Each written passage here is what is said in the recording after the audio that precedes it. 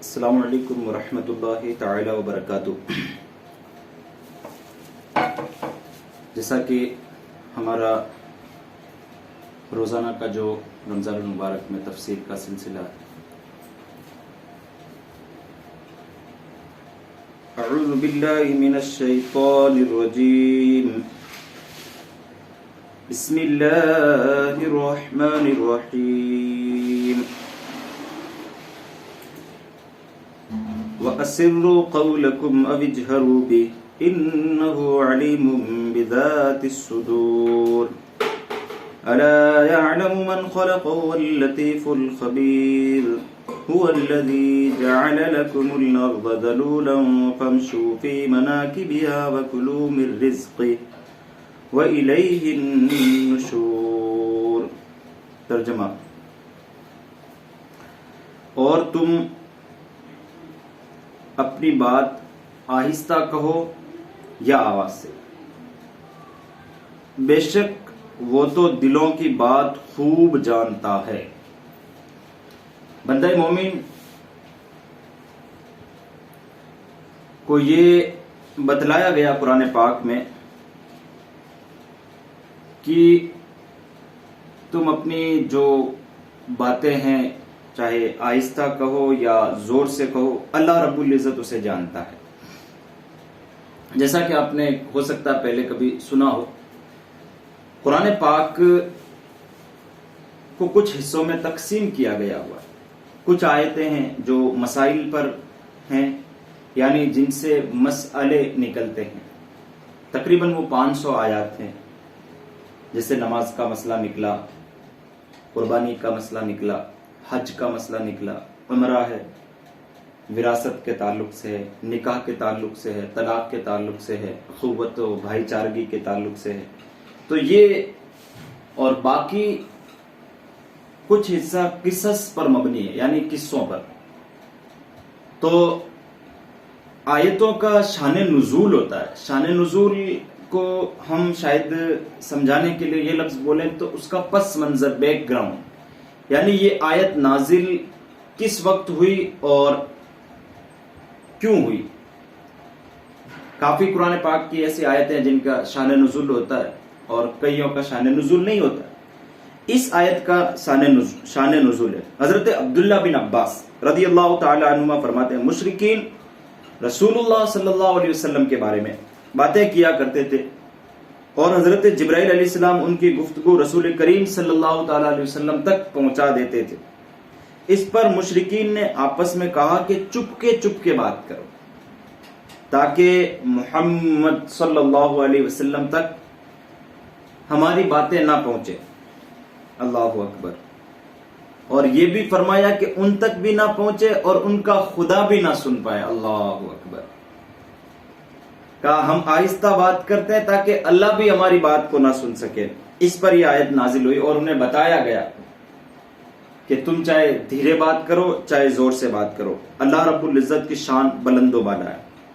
پھر فرمایا الا یعلم من خلق وهو اللطیف الخبیر، کیا جس نے پیدا کیا وہ نہیں جانتا، حالانکہ وہی باریکی کو جاننے والا بڑا خبردار ہے۔ جس نے پیدا کیا ہے وہ سب کچھ جانتا ہے، تمام معاملات کو جانتا ہے جس نے پیدا کیا ہے۔ بندے کے ہر عمل سے اللہ رب العزت واقف ہے۔ پھر فرمایا آگے هو الذی جعل لکم الارض ذلولا فامشوا فی مناکبها وکلوا من رزقہ والیہ النشور، وہی ہے جس نے تمہارے لیے زمین کو تابع کر دیا تو تم اس کے راستوں میں چلو اور اللہ کی روزی میں سے کھاؤ اور اسی کی طرف اٹھنا ہے، وَإِلَيْهِ النُّشُورُ، اور اسی کی طرف اٹھنا ہے۔ اللہ رب العزت نے زمین کو انسان کے تابع بنایا۔ تابع ماتحت، انڈر، تابع بنایا اللہ رب العزت نے۔ ہم زمین کے اوپر چل رہے ہیں، گھوم رہے ہیں زمین کے اوپر۔ پھر فرمایا اس سے تم رزق حاصل کر رہے ہو زمین سے۔ رزق کا حصول زمین کے اندر سے ہے، پانی آسمان سے برستا ہے، قطرے گرتے ہیں، جب وہ زمین پر گرتے ہیں تب وہ زمین کچھ سبزہ اگاتی ہے جس کو انسان بھی کھاتا ہے، جانور بھی کھاتے ہیں، سارے لوگ کھاتے ہیں ان سبزہ زاروں کو۔ تو فرمایا زمین کو اللہ رب العزت نے تابع بنایا، اور ہم دیکھیں کہ زمین جو اللہ رب العزت نے بنائی ہے وہ بندوں کے معاملات کے حساب سے بنائی ہے۔ اللہ رب العزت چاہتا تو زمین کو اتنا سخت بنا دیتا کہ کوئی بھی آدمی اس میں کچھ کر نہیں پاتا، نہ کچھ کھود پاتا، نہ بات ہوتی۔ اللہ رب العزت چاہتا، تفسیر جلالین میں یہ بات مذکور ہے کہ اللہ رب العزت چاہتا تو زمین کو اتنی نرم پیدا فرماتا، بندہ پاؤں رکھتا دھس جاتا اس میں، لیکن نہیں، انسان کے تابع بنایا۔ جیسے انسان کو جس چیز کی جتنی ضرورت تھی اللہ رب العزت نے ٹھیک انسان کے مطابق وہ چیز پیدا فرمائی۔ آپ دیکھیں انسان کو روشنی کی ضرورت ہے، اللہ رب العزت نے اہتمام کے ساتھ سورج کی شعاؤں کو رکھا۔ انسان کو پانی کی جس چیز کی جتنی زیادہ ضرورت تھی، انسان کو پانی کی ضرورت تھی، پانی کو زمین کے اندر پیدا کیا، کھودو اور نکالو۔ انسان کو ہوا کی ضرورت تھی تو ہر جگہ اللہ رب العزت نے ہوا کو پیدا فرمایا۔ انسان کے ناک کے قریب ہوا کو رکھا اللہ رب العزت۔ اور پھر نبی کی کتنی ضرورت تھی انسان کو معلوم ہے؟ نبی کی ضرورت سب سے زیادہ تھی انسان کو۔ پھر قرآن پاک میں فرمایا النبی اولا بالمؤمنین من انفسہم، نبی مومنین کی جانوں سے زیادہ قریب پیدا فرمایا۔ سبحان اللہ، جانوں سے زیادہ قریب رکھا گیا نبی کو۔ تو ہم بھی مصطفیٰ کریم صلی اللہ تعالیٰ علیہ وسلم سے سچی محبت رکھیں، اس زمین کی جو نعمتیں ہیں انہیں کھائیں اور شکر ادا کریں اللہ رب العزت کا۔ جب ہم شکر کریں گے تو اللہ رب العزت ہمیں مزید عطا فرمائے گا۔ لئن شکرتم لازیدنکم، اگر تم شکر کرو گے تو تمہیں اور زیادہ دیا جائے گا۔ تو ہم شکر کریں، زمین کی جو نعمتیں ہمیں میسر ہے، جو ملی ہے، ان پر اللہ رب العزت کا خوب بے پناہ شکر کریں اللہ رب العزت کا۔ آپ دیکھیں گے کہ جو بندہ شکر کرتا ہے رب کے حضور اسے بڑا نوازا جاتا ہے۔ پھر آگے کی آیت میں فرمایا اللہ رب العزت نے